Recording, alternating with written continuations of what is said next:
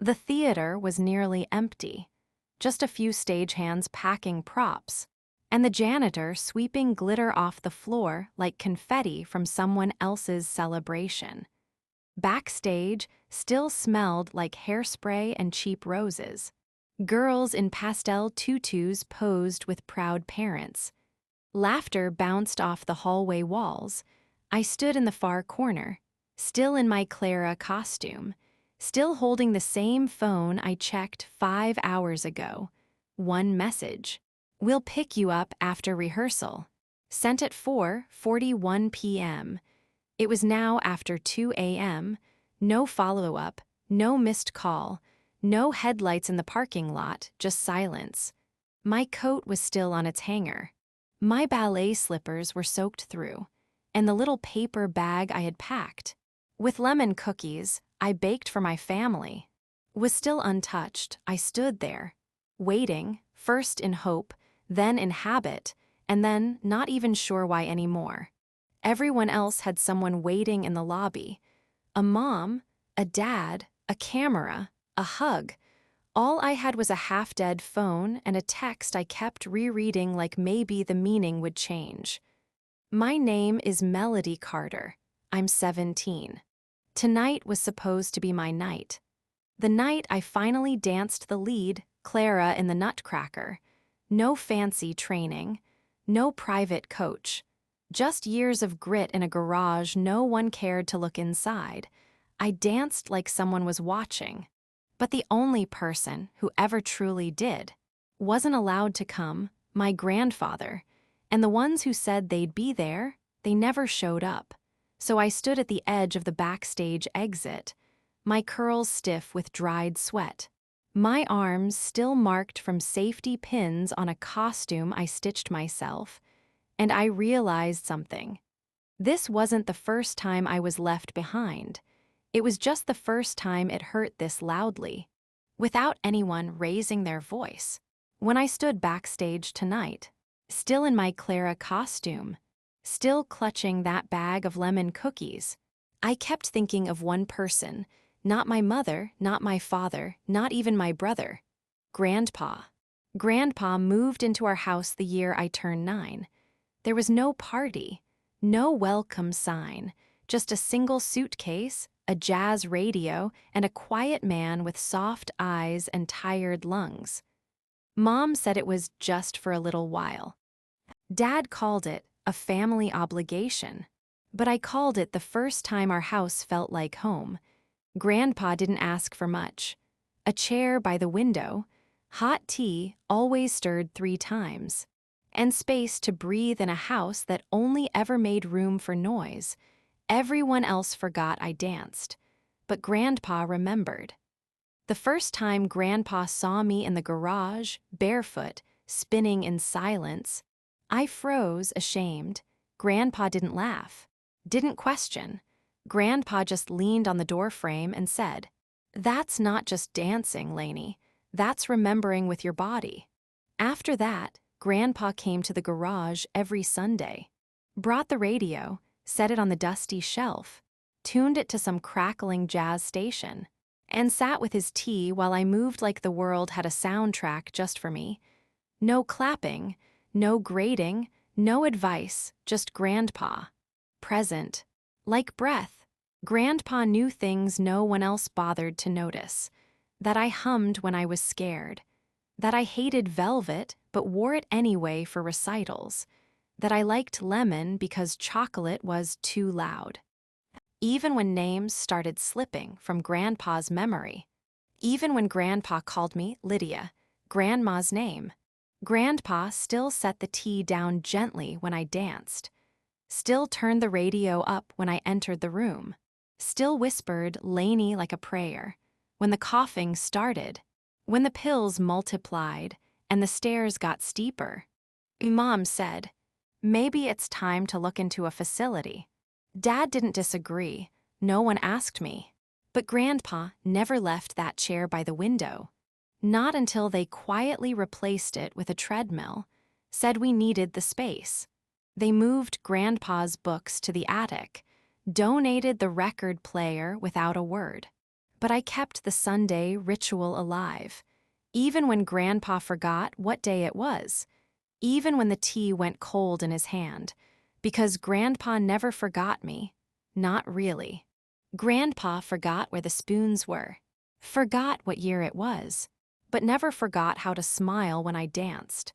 Even tonight, standing in an empty theater, I swear I could feel Grandpa in the wings, not clapping, not shouting, just there. Because that's what Grandpa always did. Grandpa stayed. It started small. First, Grandpa's chair disappeared from the dining room. Mom said it was to open the space up. Then Grandpa's radio, gone. Dad claimed it interfered with the Wi-Fi. But what really disappeared wasn't furniture. It was presence. It was dignity. It was Grandpa. One night, I came home from school and found the hallway quiet. Too quiet. Grandpa's door was closed, something that had never happened before sunset. I knocked. No answer. I opened it slowly and found Grandpa sitting in the dark. Teacup empty. Wearing his cardigan backward. The windows were locked, the curtains drawn. And the bookshelf, the one with Grandma's photo and his favorite Coltrane tape, was missing. That night, after Grandpa fell asleep, I overheard Mom in the kitchen, her voice low, clipped. It's not safe anymore. Melody doesn't understand how serious this is.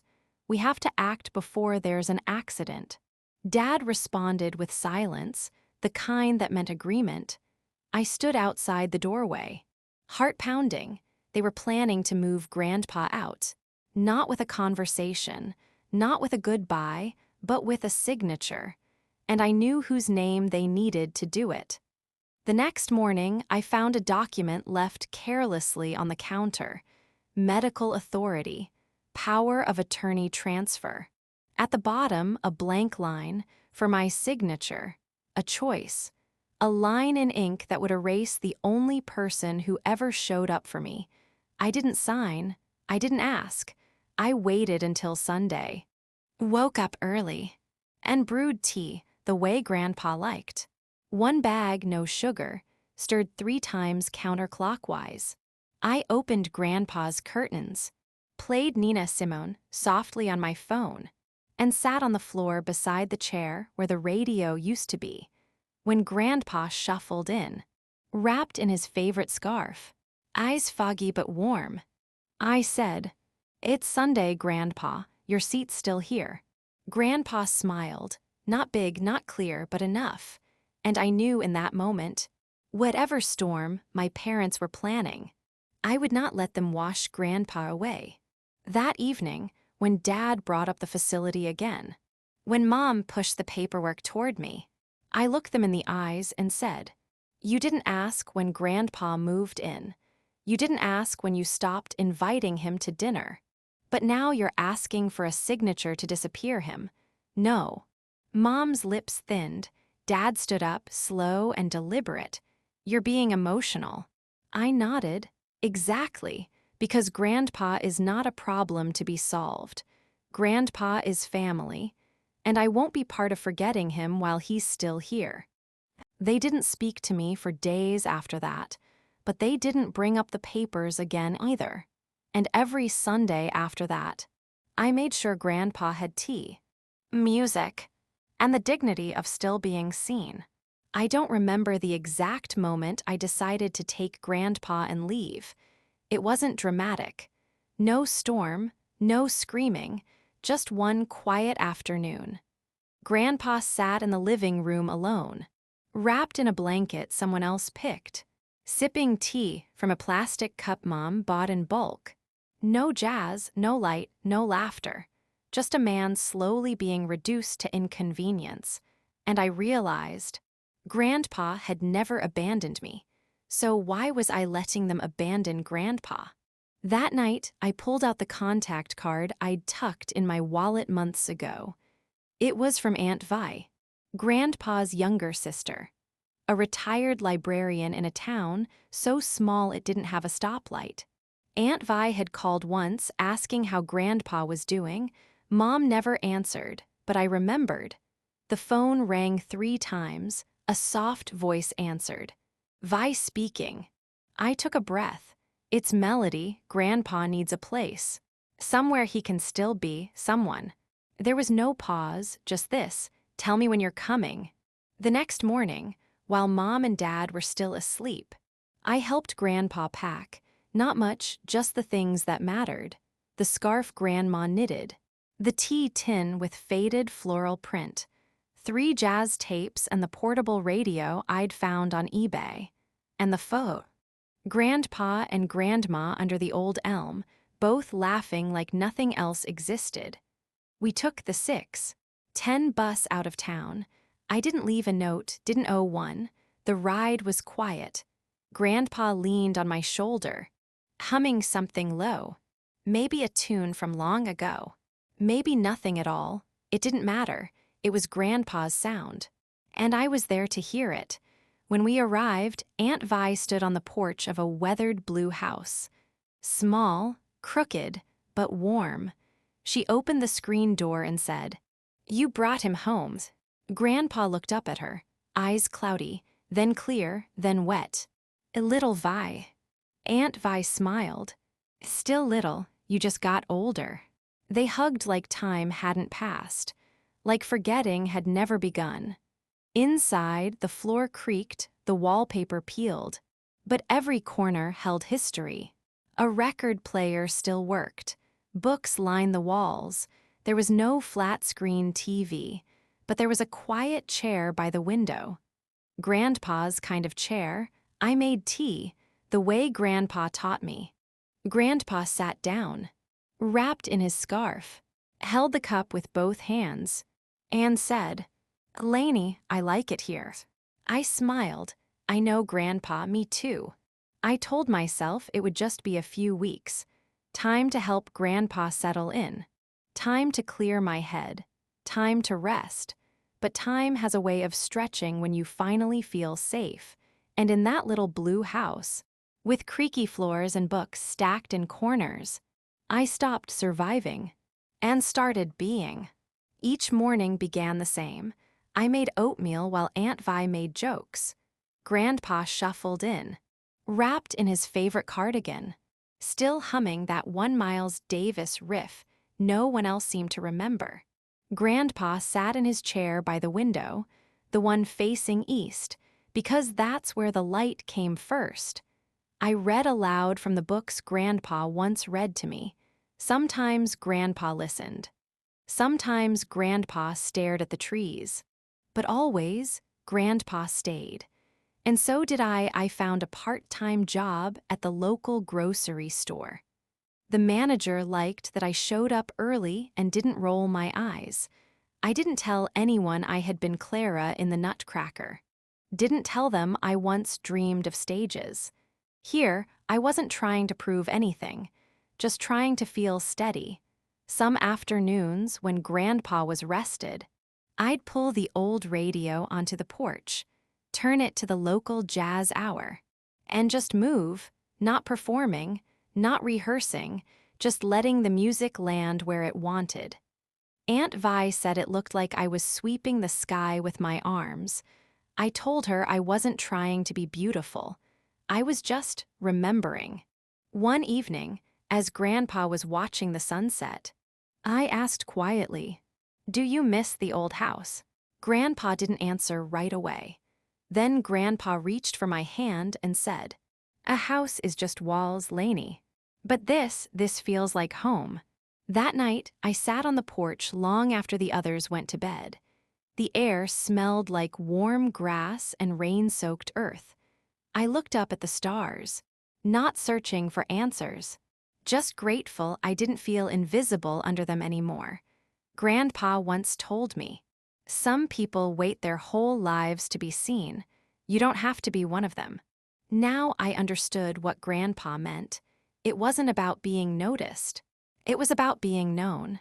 And here, folding laundry beside Aunt Vi, slicing apples for Grandpa's tea, waking up early just to hear jazz from the kitchen radio. I was finally known. It happened in early spring. The kind of morning that looked like any other. Soft light, gentle breeze, the radio still playing Coltrane from the windowsill.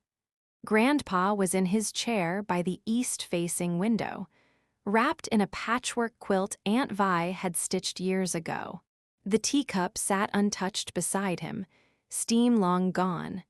Grandpa's hands were folded, peaceful, still, not like someone who left, more like someone who arrived. I didn't cry right away. I just sat beside Grandpa, held Grandpa's hand. Whispered, "You can rest now. I'll remember the rest for you." We buried Grandpa beneath the old oak in Aunt Vi's backyard, the one with the crooked branch that pointed toward the sun. No ministers, no speeches. Just 3 chairs, 1 shovel, and a soft breeze that carried birdsong like a blessing. Aunt Vi read a poem. I placed the radio on the soil, still tuned to jazz, still playing. I didn't invite anyone from the old house. Not out of bitterness, out of clarity. Because they hadn't been there for the last page, they hadn't read this chapter, they didn't earn a place in the closing line. A week later, I went back, not to make peace, but to return the key. Mom opened the door, looked smaller somehow, tired. "We heard," she said. I nodded. Grandpa passed peacefully, with music, with sunlight, with someone who stayed. Dad stood behind her, arms crossed, not angry, just empty. "You left without saying anything." I looked him in the eye. "You left long before I did, you just never noticed." I handed the key over. A plain silver thing, no weight to it anymore. "You always said I was too emotional," I said softly. "But Grandpa taught me emotion isn't weakness. It's memory. It's choosing to feel when others choose to forget." Back in Holton, I returned to the porch. The radio stayed near the steps. I kept brewing tea. I kept dancing in the yard when no one was looking. And I started writing again, not for performance, for remembering. On the wall above Grandpa's chair, I hung the photo he loved most. Grandma in a polka-dot dress, spinning in a field like the world had nothing but music to offer. Below it, I wrote in ink, "He stayed, so now I do." Because this story isn't about loss, it's about choosing who to carry forward, and I carry Grandpa, in tea, in silence. In the rhythm of every step I take that no one applauds. Some people wait a lifetime to be remembered. Grandpa didn't. Because someone stayed, someone saw, and someone still remembers me, Lainey, the girl Grandpa never forgot.